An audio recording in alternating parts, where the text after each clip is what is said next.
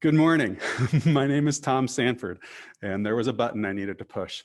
I am the Executive Director at North Olympic Land Trust. This is the third and final section of the 2020 12th Annual Conservation Breakfast. Typically, we'd have about 400 guests all pulled together at Vern Burton, but with the current world, we're doing this online. As you all know, right now we have a number of people joining us here for this celebration of cutting-edge conservation, restoration, environmental science, and art that makes the North Olympic Peninsula one of the most amazing places to live on the planet. And this event also serves as our annual big fundraiser, one of them, but we're not worrying so much about that this year. I'm going to talk in a few minutes about a way we can really help support our local farms. Thank you, as we've already experienced, for your, everyone's graciousness and patience as we test this out. We're learning. It's good to be learning in public. One thing I learned today was the glare off of my head suggests that a hat, while not the most proper thing for making a presentation, is what you're getting today. A couple tips for today on Zoom. I'm going to be showing a slideshow in a few minutes along with Tim McNulty, who's presenting this with me. And it's going to be showing some of the photos of our Outstanding in the Field Award recipient. I think this is going to look best for you all if you're in a room that doesn't have glare on your screen. A dark room is even best. In addition, you will want to note there's a chat box over on the side. And this whole thing is a little weird for presenters. I didn't know I was on mute for a few minutes there at the beginning of this call. And so as a result, the comments on the side is a really good way to give feedback to presenters, to check in. I think for this event, normally when I announced the Outstanding in the Field Award recipient, there'd be all this applause for the person, and then today it'll be silence. The chat is a really good way to do that. We are going to have this presentation, and then there's going to be a moderated question and answer at the end. So if you have questions, again, go over to the chat bar, type in your question, and we'll compile ones that are similar. And then Navarra is going to come on at the end and help moderate a question and answer period. So first off, as you know, the Land Trust has been around now for 30 years. I noticed Gary Colley's on the line here today as one of our founders. Gary, we're at 30 years now since you kicked this thing off. It's pretty incredible. We're dedicated to the conservation of open space, local food, local watersheds, healthy resources, recreational opportunities. And over those 30 years, that's about 3,500 acres of land that's been permanently protected for farms, fish, and forests, and a drive to then connect people to those places. We always want to make sure to acknowledge that we're living and recreating and everything on the traditional territories of the S'Klallam and Makah people, and we want to always make sure to call tribute to that. Today, I also want to do a little screen share here. There, share. Today, I also want to make sure to call out the sponsors from this year's Conservation Breakfast, the people who have made this thing happen. And huge thanks to Sound Community Bank, Ennis Arbor Farm, the Jamestown S'Klallam Tribe, Sunny Farms, Country Air, Natural Systems Design, the North Olympic Development Council, Jason and Anna Bauscher, Waypoint Law, Peninsula Environmental Group, Koenig Subaru, and the Land Trust Alliance. In fact, the Land Trust Alliance in this emergency came to us very quickly with an additional grant to help provide some of the materials we're using to go online and to try some new things out. As you can see, the schedule for this breakfast, we are now here at the end. But back on April 28th, we were joined by local cougar researcher, Kim Sager-Fradkin, where she featured what's going on in cougar research on the North Olympic Peninsula. That is now up on our website and our YouTube channel. Just go to YouTube and type in North Olympic Land Trust, you'll find it. Then on May 5th, a week ago, we did a community celebration of the river's edge. The recent purchase of 104 acres right along the Dungeness by the Land Trust and the Jamestown S'Klallam Tribe with a whole host of partners. I am really excited today to share that just in the last couple days, the Land Trust Alliance announced a gift to River's Edge for $293,411, very specific number. And that gift is going to allow the organization to pay off the loan we took out as part of the purchase much, much, much more quickly. It's going to help us cover some unanticipated costs. And it's really going to grow the size of the revolving fund that comes out of the whole deal for us to move on to future conservation projects. So yet again, huge thank you to the Land Trust Alliance, their Resilient Landscape Initiative, really an effort to address climate change issues across the Northwest. This is all being funded by the Doris Duke Charitable Foundation. And then finally today with the Outstanding in the Field Award, which we are filming, and right now we will probably edit out the beginning where I was silent and then post that onto Zoom and YouTube. And so the final thing I wanted to mention is, before we move into our presentation, is the Olympic Peninsula Farmers Fund.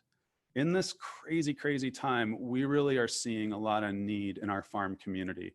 A lot of the farms are really seeing a loss of their revenues from restaurants. They're seeing loss of revenues from farmers markets, and even their supply chains are a little wonky. But this is also a time when they're really low in their annual cash flow. And so what we are doing is, in partnership with the North Olympic Development Council, Jefferson Land Trust, WSU Extension, we are collectively working to raise funds that we are then going to immediately distribute to farms. They're going to be in gift sizes that are modest, $15,000 to $5,000, trying to focus on small to medium farms that we're replacing a good portion of their annual revenue, but a portion of their annual revenue. This campaign started on Earth Day, and it's going to go till tomorrow. And today, as of today, we have raised, the partnership has raised just over $30,000 towards this effort. And again, it goes through tomorrow, and we will go from there. Let me go into the chat room really quick to make sure I haven't, thank you. Just wanted to make sure. So thank you. There's about 50 donors that have given directly through the Land Trust so far. The number just keeps growing. To give, you can go straight over to the Land Trust website, northolympiclandtrust.org. The donate button is at the top. And when you scroll in there, you'll see there's an option to click Give to the Farmers Fund. And that will allow you to give directly there. There's also more information about this on our website. What happens is the money goes to the farms today, but it's in the form of pre-contracts that then get paid back essentially, or put out through giving those funds on to local food banks over the next couple of years in the forms of produce and fresh food. So it really helps our farms today and our food banks for the long run. So with that, I would like to move on to the next portion of this presentation, which is really, I think, while you're all here today, and that is to honor someone who has really been instrumental in a lot. So today I'm excited to be presenting the 2020 Outstanding in the Field Award. This is our 7th award. Past recipients have included the Jamestown Sklallam Tribe, Jefferson Land Trust, the Lower Elwha Klallam Tribe, Dick Gowan Klallam Conservation District, and North Olympic Salmon Coalition. And today, this year, I'm about to be joined by award-winning natural history writer and poet, Tim McNulty, to present this award to local photographer and conservationist Pat OHara. So, based here on the Olympic Peninsula, Pat has been a leader in his profession for 4 decades. He has traveled all over the world, from Sakartvelo in the country of Georgia to the gates of the Arctic National Park in Alaska. Pat has received numerous awards, including a photography gold medal presented by the New York Art Directors Club, the Award of Excellence by the Communications Arts Magazine. Here, let me start showing you a few of his photos. Pat is really proud to call himself a native Washingtonian. You know, he was thrilled to return here to the North Olympic Peninsula in 1981, settling for good in this place that he loves for its diversity, its landscape, its community of conservation-minded citizens. You know, the peninsula has mountains, glaciers, alpine meadows, a temperate rainforest. This is the words of Pat. And the Salish Sea, all in a small package. We also have a unique agriculture with the rain shadow and the Dungeness Valley.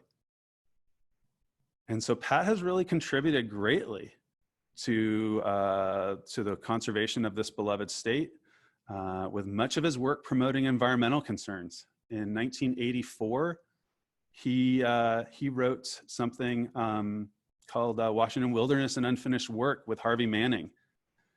He also was instrumental in helping pass legislation that Tim is going to talk about here in just a moment for Washington wilderness areas.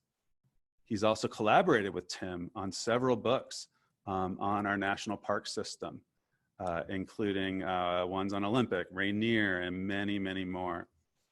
And so I want to encourage all of you, if you'd like to see more of these photos, because it was extremely hard to pick out the ones we showed you today, to head on over to Pat's website, patohara.com.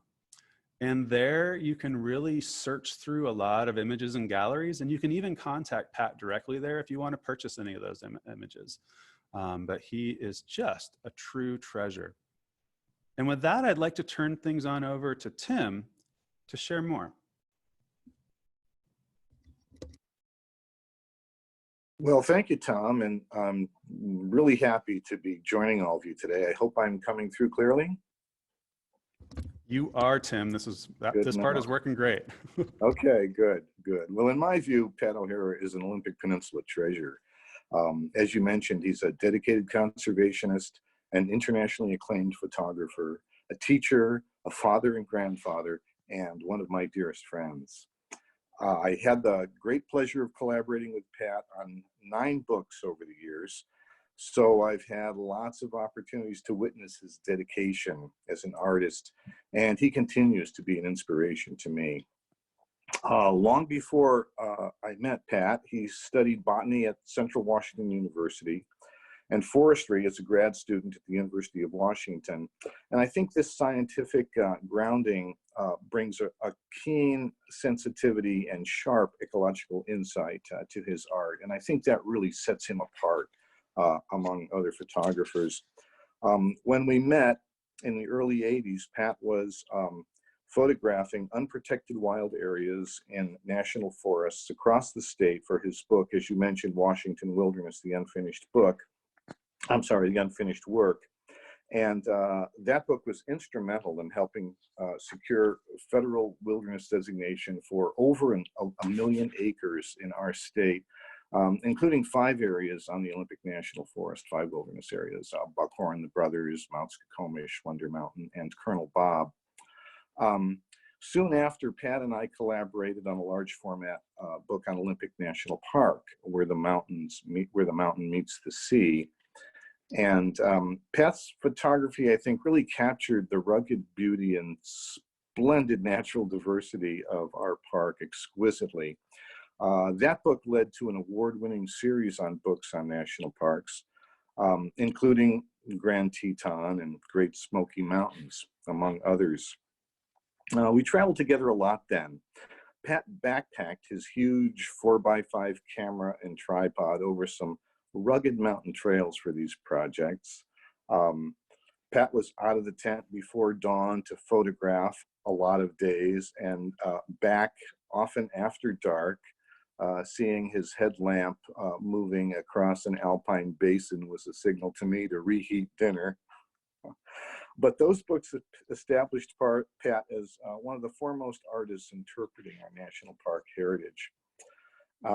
Back home, Pat traveled the state once more for another conservation advocacy book, this one, Washington Wild Rivers.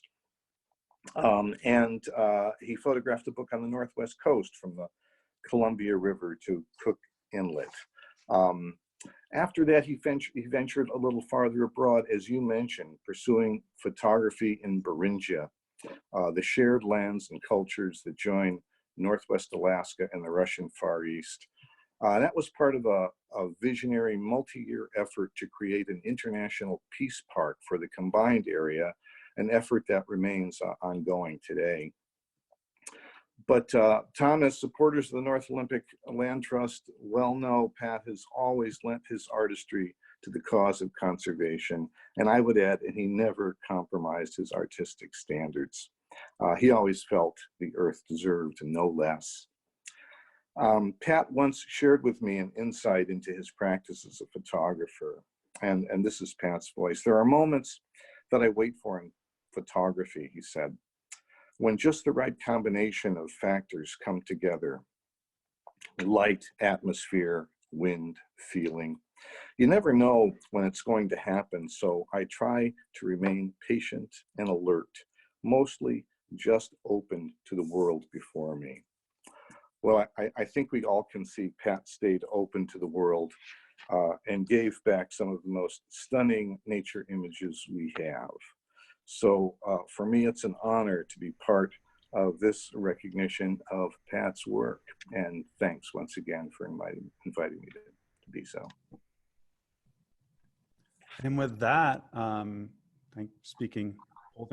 holding virtual hands with Tim and this entire community, I would like to present this award for the 2020 Outstanding in the Field Award to the incredible Patrick OHara in honor of his over 40 years of interpreting the magic and beauty of the natural world and the Olympic Peninsula through his masterful photography. And this is where you all should be using the comment box vigorously. But with that, I'd like to introduce to you all the amazing Pat OHara. Great. I'm on board now. You are, Pat. I'm not seeing you on my screen, but perhaps others are. Okay, so I want to thank Tim and you, Tom, for the kind and flattering words. Listening to your dialogues, I was wondering if I was really listening to information about me. It sounded like it was for some other deserving person, but thank you very much. I appreciate this award and the recognition, and it's kind of brought me out of a slumber of sorts. So thanks for waking me up.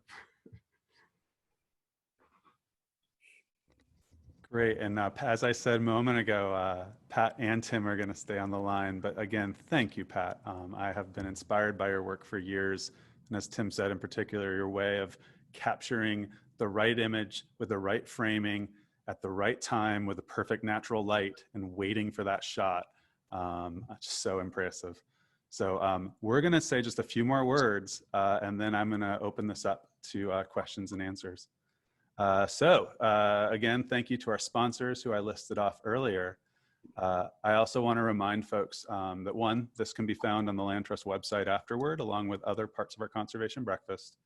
And to please consider heading on over to the Land Trust website and looking into this Farmers Fund, a way to help farmers immediately.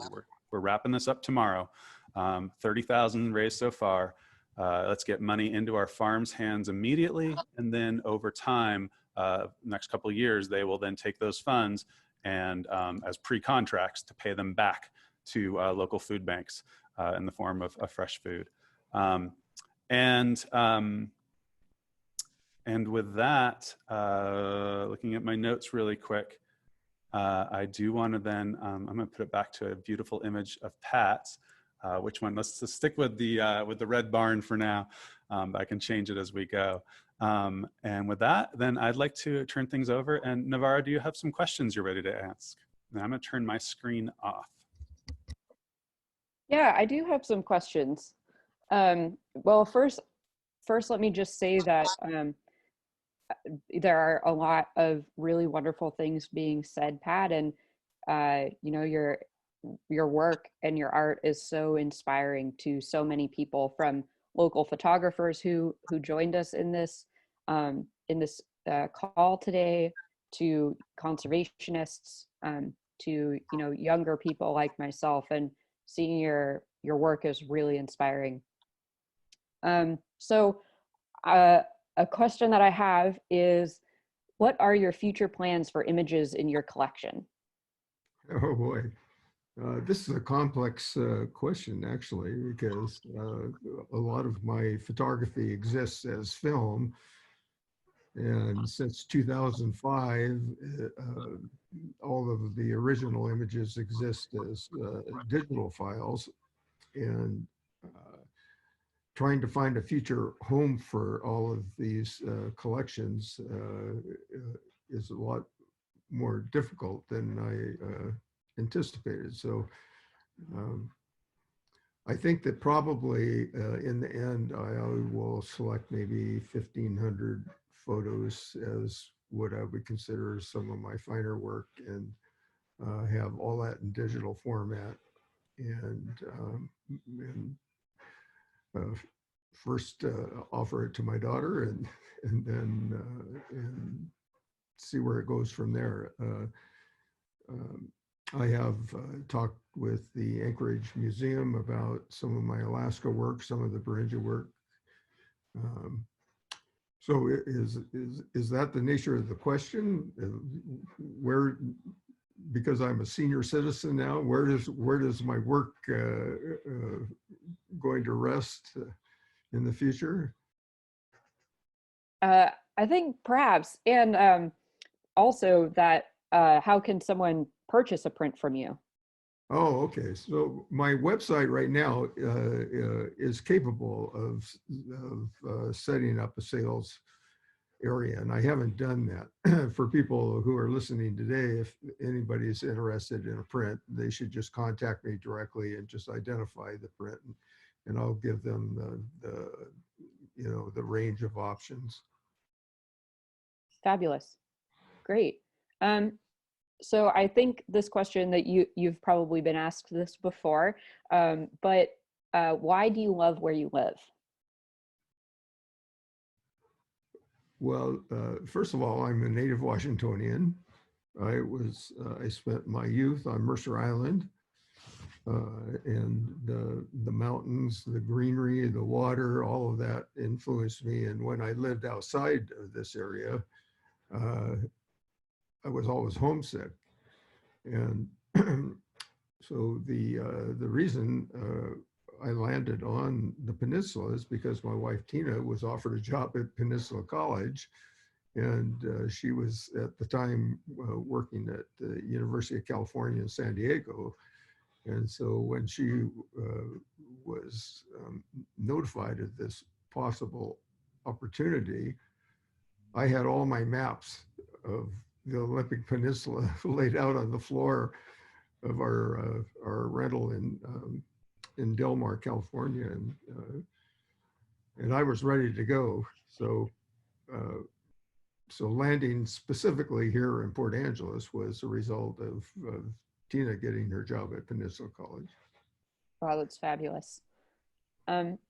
What is your favorite story that you have when you're out collecting photos, especially if you have one from the Olympic Peninsula, but anywhere in the world is great too? Oh boy. I'm sure you have many.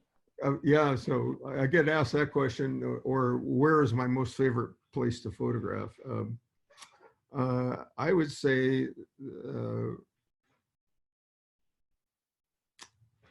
that my travels, initial travels in the country of Georgia, and being in the Caucasus Mountains on a beautiful, beautiful day with this magnificent mountain range in front of me, halfway around the world in a totally different culture. I would say overall was, to me, a story that has had such meaningful and lasting power. Yeah, absolutely. I mean, those photos are absolutely gorgeous, and it's fun to see the photos of the people too, to look at a different culture and see how it all fits together. So I do have, there is one other story that I won't,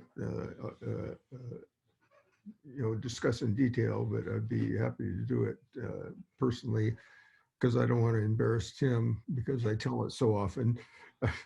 So it's our bear story from the Appalachian Trail in Great Smoky Mountains National Park. So I'll leave it at that. Well, great. I'm sure that was fun. Tim, I have a question for you, if that's all right as well. Sure. What do you like about collaborating with Pat? Well, Pat was so dedicated to his art that, all day traveling, backpacking, wherever we were, he's just scanning and looking for possibilities for photographs. And then once he found them, it was a matter of coming back either early in the morning or later in the evening to get just the perfect light. And I really learned from Pat how to pay attention, how to sit quietly, wait for conditions to change. And for me, as a writer, rather than waiting for the perfect light, it was just gaining a much better insight and more deeper experience of a place. So really, Pat's dedication to his artistry has really helped me as a natural history writer and a poet become that much more deeper involved with my craft as well. Plus, Pat was incredibly warm and funny traveling companion, and the bear story is worthwhile, but I'll let Pat share that with his friends. Anyone who wants my version can contact me as well. Well, you have my interest peaked. That sounds like a fabulous story if no one wants to share it. It would take too long. Of course. Yeah. Well, I think I have one more question if I'm not seeing any more, but I wanted to ask if you wanted to share some words a little bit about the relationship between art and conservation. And I think this relates to the two of you, being a poet and a writer and of course, a photographer. Well, I do think in terms of photography has played a very significant role in conservation going back 100 years. And there have been notable figures that I recognize. Ansel Adams, of course, is universally known, but he was very active with Sierra Club. Yeah. Matters, and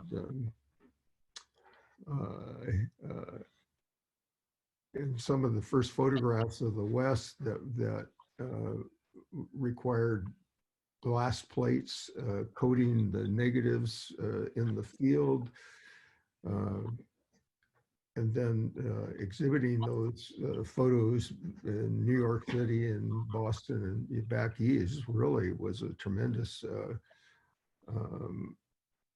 exposure to these special lands that eventually helped gain national recognition. Yellowstone was the first national park that was dedicated in 1872, and photographs played a role in that, along with painters. So there's been this tradition all the way until just recently of artistic endeavors, visual, with photography and with paintings, with poetry and with prose that have championed the efforts to preserve lands. And I believe that the more artistic the words are, the paintings are, the photographs, that the greater the impact is. And so that's been my goal, is to be as artistic as possible with my photography and then let the photographs speak for themselves. Tim, do you want to add anything to that? Well, just from a, yeah, from a writer's perspective, I was introduced to the West through the writings of Western authors and poets, John Muir, of course, and then as a young poet, I was just drawn to the poems of Kenneth Rexroth and Theodore Retke and Gary Snyder and others who were writing from experience of West Coast wilderness. And so it was through those words that I wanted to come and see this place, and basically found a home here later on. As a natural history writer, it was primarily conservation writing that moved me from a primary focus on poetry to try to, develop a craft as an essayist as well, to not only present the beauty of the experience of the natural world, but to tell a deeper story of origins, and then as so often the case, the need to really conserve these lands, and it was those writings that connected me with Pat early on. So it's been just a wonderful opportunity for collaboration.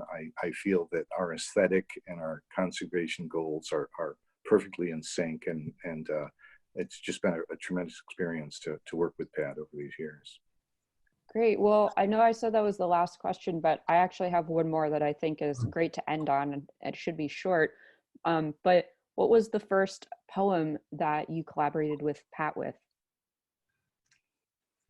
Well, the first poem, I guess, was we went on a backcountry trip up in the Olympics, and we were camped in Lost Basin. It was, I think, September. It was late in the year, fall coming on, and Pat was photographing, and I was wandering around my journal. And from some notes from that trip came a poem called "The Wind in Lost Basin" that was dedicated to Pat, and I think that's the first poem that came out of just collaborating together. Wow, fabulous. Well, thank you so much. I'm going to pass this back over to Tom to wrap things up, but thank you so much for letting us all ask you some questions. Thank you, Navara. Gosh, I really, one, let's be sure to post and get out to people a copy of that poem that Tim wrote about Pat. I think that'd be a great thing for us to share on some of our materials. And also, I'm hoping, I've been kind of watching the chat box and all of the huge, great things that have been said with the questions coming in, but also the just kudos from across the region of folks really saying great things. Thank you, Pat. Thank you for your work. Thank you for your continued work. This is an amazing, amazing place. So with that, I want to thank you all. I want to thank you for your continued passion for the North Olympic Peninsula. We have a future here that we all get to build together. I know sometimes I'm kind of feeling some despair these days, but really we have an opportunity to build what our future looks like. And it is a pleasure to work in this amazing community with each and every one of you. So with that, we're going to call it a day and a conservation breakfast. And thank you and take care.